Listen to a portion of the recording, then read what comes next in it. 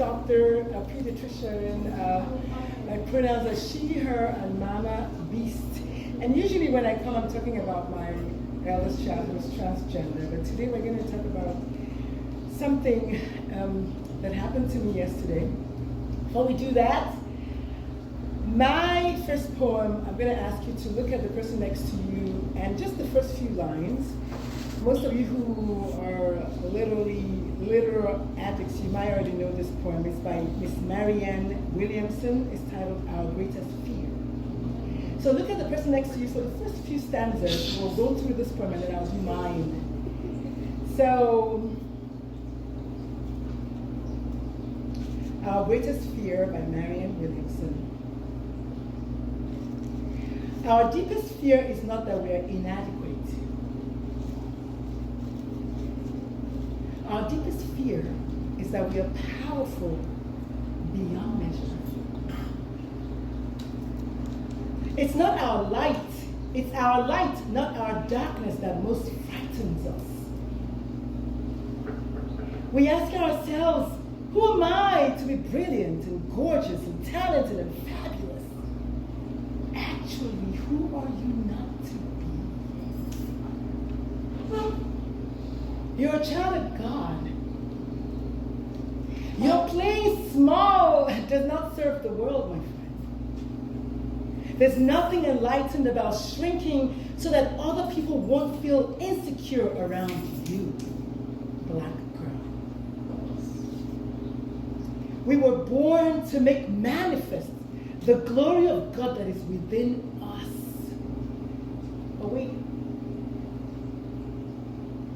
it's not just in some of us, it's in everyone.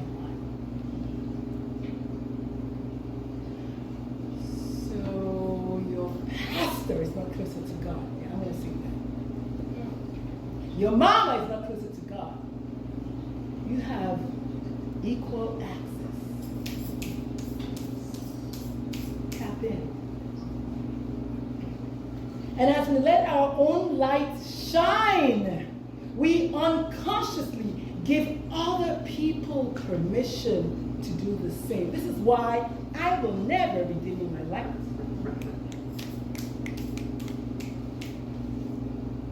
As we are liberated from our own fear, our presence automatically liberates others.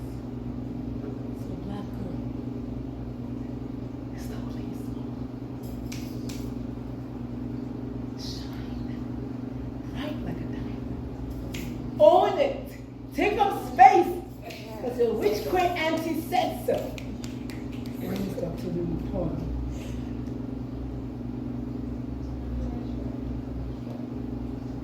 Yesterday I cried. I woke up feeling overwhelmed with life. I didn't like the feeling. I don't like that feeling. I hate that feeling. But I allowed myself to feel it. I let myself bask in its doomly glow. I sat in it for a bit. I sat in it. I realized it's a feeling. It came from a thought. A negative thought about me, though. A fleeting thought. A thought available to me like others.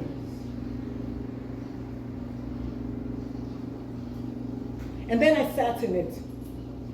And sat in it some more. I'm aware of its powers, you see, of what it brings along.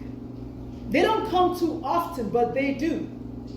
Sadness and guilt and shame and unrest and pain and even depression. But I'm a people person. I love people.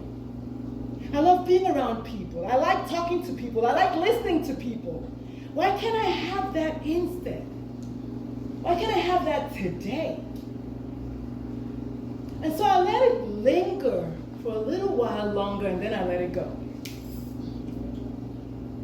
I sat up, I washed my face, I dressed me up, and I went to meet people. My brain didn't like that. My brain doesn't like that. She wanted me to remain in place, to remain in a brood. My brain.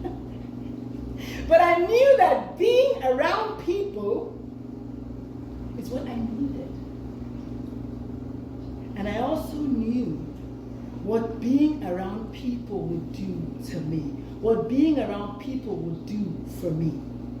I know what being around people does to me. My brain knew that.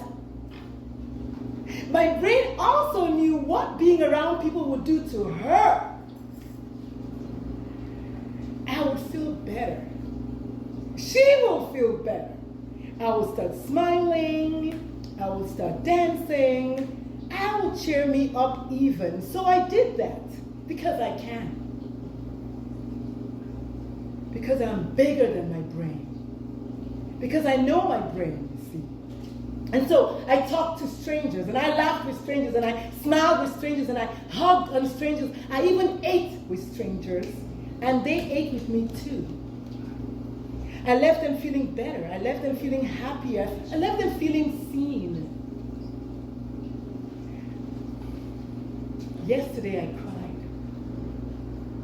I was sad. I was overwhelmed. And today, I'm alive again.